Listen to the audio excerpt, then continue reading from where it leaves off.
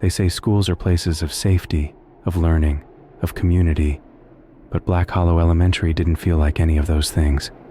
It felt forgotten, felt like something everyone agreed to abandon but never spoke about again. But I needed the work. Usually, a substitute teacher doesn't ask too many questions, so I didn't. But I should have. The day I arrived at the campus, the parking lot was empty, except for a few faded lines. The building rose before me, a boxy relic of brick and grime. The wooden sign out front was cracked and splintered, the school's name barely legible beneath the peeling paint. A faint smell of ash hung in the air. After stepping out of my car, I checked the email again, hoping I'd gotten the address wrong. No such luck. That was the place, and as far as I could tell, I was the only one there. No lights, no movement. The silence pressed in, thick and unnatural, until the front door groaned open on its own. I froze. For a moment, the building just stared back at me, its darkened doorway inviting. It felt as if a deep breath pushed me forward. The tile inside was dull and uneven, my footsteps echoing down the long, empty hall.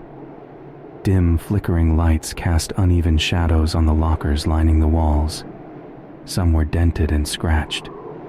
The smell of ash followed me inside, intensifying with every step forward. It stuck to the back of my throat, and I tried to push down my discomfort. The hallway stretched ahead, longer than it had looked from outside. The air felt thicker, dense enough to make my chest tighten. Down the hall, a figure appeared. A man in a gray uniform shuffled toward me, his face lined with deep creases, his expression a little too friendly. He nodded as he passed me and gestured to the left. The gesture felt odd. I followed his direction and found myself in front of a door marked 12. The number had been carved into a wooden plaque above the frame. The handle was cold under my touch, unfitting against the hall's warm, stale air. The moment the door swung open, the ash smell hit me like a wave, stronger than before. The room itself was silent. Rows of perfectly aligned desks filled the space, and in those desks sat the students. The way they were sitting, though, upright, rubbed me wrong. Their faces also turned toward me at the exact same time.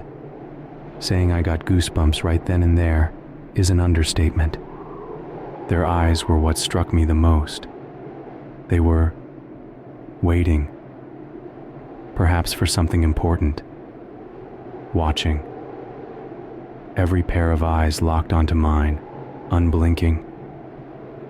The chalkboard at the front of the room was clean, except for a name written in perfect cursive. Ms. Harper. My name. As unease rose in my chest, I stepped farther into the room. The door shut softly behind me, though I didn't turn to see who, or what, had closed it. I stood at the front of the classroom, staring back at the rows of catatonic children. Not a single one shifted in their seat or glanced away.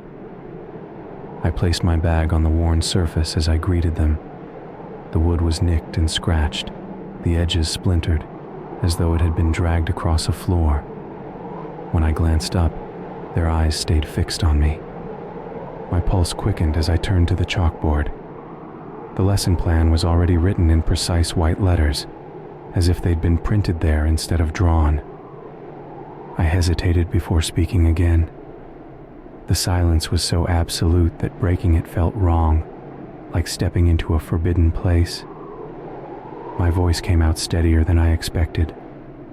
I introduced myself and gestured toward the board. The children didn't move, not even to nod. They just kept staring. The only sound in the room came from the buzzing fluorescent lights, flickering faintly, their glow casting uneven shadows that seemed to ripple along the walls. I walked between the rows of desks, trying to appear casual. Their skin had an odd pallor, not quite unhealthy, but lacking the vibrancy you'd expect in kids. One girl near the back had a faint sheen on her bloodied hands. She was fiddling with a locket on a chain hanging from her neck. Completely disturbed, I asked her why her hands were bloody, but, as expected, she didn't answer. My eyes lingered on her locket for a moment before I moved toward the front of the room. The floor creaked beneath me, and for an instant, I could have sworn I heard a second creak that didn't match my steps. I stopped and glanced behind me, but the children hadn't moved. Their eyes were still locked on me. The clock on the wall ticked unevenly, its hands stuttering forward in jerky movements. The minute hand skipped before settling back into place, though I could have sworn it wasn't working at all when I first walked in. Time seemed strange here, stretched and heavy. After assessing the room, I strode back to the chalkboard and picked up a piece of chalk. The weight of it was oddly unfamiliar in my hand, but I wrote the first problem from the lesson plan, though the numbers blurred slightly as I focused on them. My mind struggled to hold on to the shapes, as if they resisted being written. Behind me, a chair shifted. It was faint, but in the silence, it felt deafening. I turned quickly, my heart pounding, but all the children were still in their seats. The girl with the locket was the only one who seemed different. Her lips were slightly parted, her head tilted just enough to look unnatural. My breath hitched, but I forced myself to move. The floor creaked louder beneath my steps as I walked toward her desk again. Her eyes didn't follow me this time, but they stayed wide, as though they were fixed on something far away. Her hands were trembling faintly, the sheen of moisture glistening like a thin layer of dew. The air felt heavier around her desk, and my chest tightened. But I just stepped back and returned to the front of the room, trying to ignore the burning sensation at the back of my neck, the feeling of eyes pressing into me. I faced the board again, staring at the lesson plan written in perfect cursive. The last line on the board, one I hadn't noticed before, caught my attention. "They will listen if you keep to the rules." The words blurred as I blinked, and when I looked again, they were gone. The bell rang, sharp and mechanical. Its shrill sound jolted me, though none of the children flinched. They stiffly rose from their desks in perfect unison. I stayed by the desk, watching as they filed out of the room without a word. Their footsteps echoed down the hall, fading into the distance until everything was silent again. I waited a moment, gripping the edge of the desk, before I slung the bag over my shoulder and walked to the door. The hallway stretched out in front of me. A cold draft seeped through the air, even though the windows were closed. I tried to shake off the unease building in my chest as I made my way toward the main doors. When I reached them, I pushed hard against the metal bar, expecting the door to swing open with ease. It didn't move. I tried again, putting more weight into it, but the door refused to budge. I stepped back and stared at it. Then panic clawed at the edges of my mind. I turned and walked briskly down the hall, looking for another exit. The windows lining the corridor caught my attention, their panes smeared with grime and streaked with pale smudges. I pressed my fingers against the glass, but it didn't move, not even a rattle. It was as though the windows had been sealed shut long ago. The sound of a distant creak stopped me in my tracks. It came from somewhere behind me, low and groaning, like the shifting of an old wooden floor. My eyes darted to the classroom doors on either side of the hall. The faint scent of ash hung in the air again, stronger than before, sharp and bitter. It clung to the back of my throat, making it hard to swallow. I forced myself to keep moving, and the soles of my shoes scuffed against the cracked tile. The sound echoed back at me. When I reached the stairwell at the end of the hall, I glanced down. The stairs disappeared into a darkness so absolute it seemed to swallow the faint light spilling from above. A chill ran through me, but I turned and climbed up instead, hoping to find another way out on the second floor. The upper hallway was dimmer, yet the lights were flickering erratically. The lockers in it looked older. Deep scratches gouged into the metal doors marked some of them. I kept walking, passing closed classroom doors and rows of lockers, each step pulling me farther into the silence. I tried another door marked exit, shoving my shoulder into it with more force. It didn't move. The handle was cold and smooth, refusing to turn, no matter how hard I tried. I stepped back and looked around, scanning the hallway for any sign of movement. Nothing stirred, but the oppressive silence proved impossible to believe I was alone.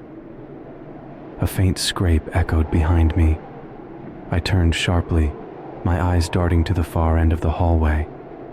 There was nothing there, just the long stretch of flickering light and shadow.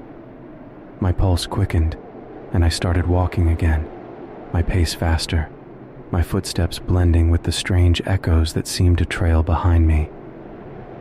The next door I tried was locked too. I rattled the handle harder than before, the metal biting into my palm. A loud creak broke the silence again, this time closer, and I froze. The sound lingered before fading into nothing. My hand slipped from the door handle, and I stepped back, my heart pounding. I glanced over my shoulder, my eyes scanning the hallway. The shadows seemed deeper, the spaces between the flickering lights stretching longer than they should. The smell of ash thickened, filling my lungs with every breath. The cold draft brushed against the back of my neck. I turned back toward the stairwell, but my path was blocked. The figure of the janitor stood there, his face obscured by the dim light. He just stood there, motionless. Neither of us moved. My breath caught in my throat, and I gripped the strap of my bag tightly, the edges of the fabric digging into my hand. The lights flickered again, plunging the hallway into brief darkness. When they came back on, the janitor was gone. I didn't wait. I turned and headed for the stairs leading down, ignoring the darkness pooling at their base. Every step echoed louder than the last, as though the sound itself wanted to catch up with me. The air felt as if filling my lungs like smoke. A door on my right stood ajar. Its faded plaque above it read, "Staff Lounge." I stepped inside. The room was dim and stale, its walls stained with watermarks that stretched like reaching hands. A stack of papers was spread on the table. I sifted through them, my fingers brushing against their brittle surface. Attendance sheets. Each name was familiar, the same children I'd seen in my classroom. The date at the top was from decades ago, and every name bore the same grim mark: deceased. A corkboard hung near the back wall, its surface covered in old photographs. My stomach tightened as I recognized the children again, their faces blurred and featureless, their outlines smudged like a bad memory. One photo caught my eye. A woman stood at the front of the classroom, her expression stern, her name scrawled at the bottom, Ms. Turner. Behind me, the floor creaked. I whipped around, but the room was empty. Papers on the table shifted slightly, though there was no breeze, and a faint ripple spread across the surface of the corkboard. I stepped back toward the door, but something held me in place. A weight I couldn't see but could feel everywhere. A dark stain began to spread across the ceiling, its edges jagged and uneven. It dripped slowly, black and thick, pooling on the floor below. My chest tightened as the room darkened, the corners swallowed by shadows that twisted and moved on their own. That's when I stumbled out of the room. The hallway led to a door I didn't remember seeing before. Papers were strewn across the floor, their edges burned and blackened. I knelt to pick one up. The ink was faded, but I could make out the names, more attendance sheets, all with the same grim words stamped beside them. Deceased. The dates stretched back decades, repeating the same children's names again and again. My stomach churned as I scanned the list. It didn't make sense. I turned toward the far corner, where a single notebook lay on the floor. Its leather cover was charred at the edges, and its pages crackled faintly as I opened it. The first entry was neat, bearing a name I had seen before, Ms. Turner. Her handwriting grew more frantic as the pages went on, describing the children, the fire, and the way the school seemed to twist around her. The last page was a single jagged line. "The school won't let me leave." I stumbled out of the room and back into the hallway, my breath catching with every step. The walls around me pulsed faintly, and the acrid odor pressed against my lungs. I kept moving, though I didn't know where I was going. I only knew I couldn't stop. The hallway twisted, and each step forward brought me deeper into a maze that wasn't there before. The air grew heavier, pressing against my chest like it wanted to squeeze the breath out of me. The notebook weighed heavily in my hand. The leather was cool and slick, almost wet, though there was no moisture. Its pages whispered faintly as I moved. Every corner I turned revealed more of the same. Endless rows of lockers, doors that wouldn't open, and windows that didn't seem real anymore. The ash smell had thickened, coating my tongue with its bitter tang. I wiped my mouth on my sleeve, but the taste lingered. I pressed forward, drawn by a pull I couldn't understand. The notebook had become something more than an object. It felt alive, the heat of it radiating into my palm, as if it knew what was waiting for me. The shadows in the corners of the hallway seemed to stretch and move, though I never saw them shift directly. They lingered just out of view, hinting at shapes that didn't belong in this world. The floor beneath me groaned, the sound low and uneven, like a great weight pushed against it from below. A draft slid past me, carrying the faintest echo of a whisper. I stopped and turned, but the hallway behind me was empty. A sharp crack broke the silence, splitting the air like a whip. I froze, my grip on the notebook tightening. A line snaked its way across the ceiling as its jagged edges glowed orange. The sound boomed as another crack branched out from the first. The ceiling trembled above me, small fragments of plaster raining down as the cracks widened and spread. As my footsteps pounded against tile, the hallway stretched farther with each step. No matter how fast I moved, the end of the corridor always remained just out of reach. The lights overhead flickered faster, their buzzing growing louder until it became a high-pitched whine. The ground beneath me shuddered, and I stumbled, catching myself against a row of lockers. The metal was warm, and I jerked my hand away. The surface of the lockers rippled, the warped metal shifting as though something inside was pushing against it. The shadows at the edges of the hallway surged forward, swallowing the light and leaving me in near darkness. I forced myself to move, dragging my feet forward even as the ground seemed to fight against me. The air grew colder, biting into my skin with every breath, and the smoky air was so thick it burned my throat. The hallway around me groaned like a living thing, the walls pulsating with a faint, irregular rhythm. Ahead, a doorway appeared, its frame glowing faintly in the darkness. It shouldn't have been there before, since I had passed that very hallway earlier. The glow pulsed, drawing me closer, despite the dread clawing at my stomach. The notebook grew hotter in my hand, its weight pulling me forward even as my legs resisted. I stepped through the doorway and found myself in a room unlike any I'd seen before. The walls were lined with mirrors, their surfaces dull and warped, reflecting faint, distorted images of the hall behind me. The air in the room was cold, colder than anywhere else in the school, and each breath left a faint mist hanging in the air. At the center of the room stood an old, scarred desk. A single chair sat behind it, its wooden frame splintered and worn. The light in the room came from no visible source, casting long shadows across the floor that seemed to shift and crawl on their own. The notebook grew heavier, and I set it down on the desk. The moment it left my grip, the pages began to flutter. The faint sound of the paper rustling filled the room, growing louder and sharper until it became an unbearable screech.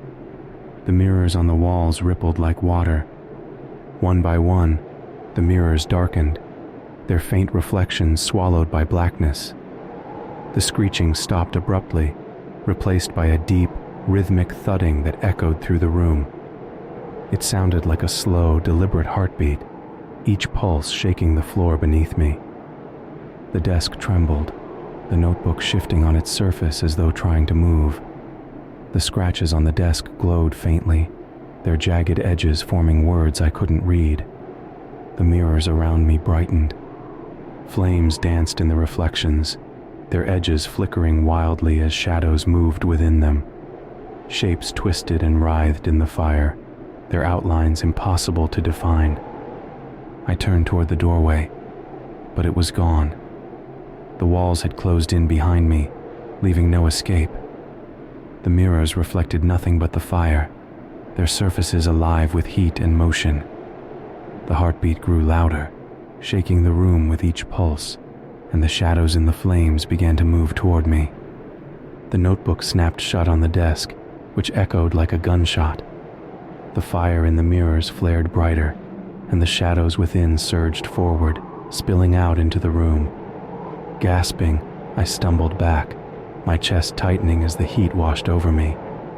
The last thing I saw before the darkness swallowed me was the reflection of my own face in the glass, staring back at me with someone else's eyes. The room vanished, replaced by darkness so dense it seemed to cling my skin. I reached out, searching for walls, a door, anything solid, but my hands met only emptiness. The air carried the faintest smell of char, mixed with something damp and rotting, and each breath felt like inhaling smoke. I couldn't see the mirrors anymore, but their presence lingered, as if they were still watching, hidden just beyond the darkness. The spongy ground beneath me shifted. Every step squelched faintly, and I stopped moving. A light appeared ahead, flickering like a dying bulb. It barely illuminated the space around it, but it was enough to pull me forward. The light hung over a small desk, identical to the one I'd left behind. It was battered and scarred, with deep scratches running across its surface. The notebook was there, placed neatly in the center, as though it had never moved. Next to it, the locket I had thought lost rested in perfect stillness, its surface glinting faintly in the dim glow. The sight of it sent a cold wave of recognition through me, its significance somehow heavier. I stepped closer, my shoes sinking in with each step. The ground felt wrong, like damp earth mixed with something thicker. The desk seemed farther away than it should have been, but I reached it eventually. My fingers brushed the locket's surface first, and a faint warmth radiated through my skin. It was the warmth of something alive, something watching. The scratches on the desk shifted and writhed into words as I tried to read them, but one word stood out clearly: choose. My chest tightened, and I pulled my hand back from the locket. The glow from the letters pulsed, matching the faint, rhythmic thud I could hear in the distance. Behind the desk, a shape emerged from the darkness. It wasn't a person, not entirely. Its outline shifted constantly, like smoke trying to hold a solid form.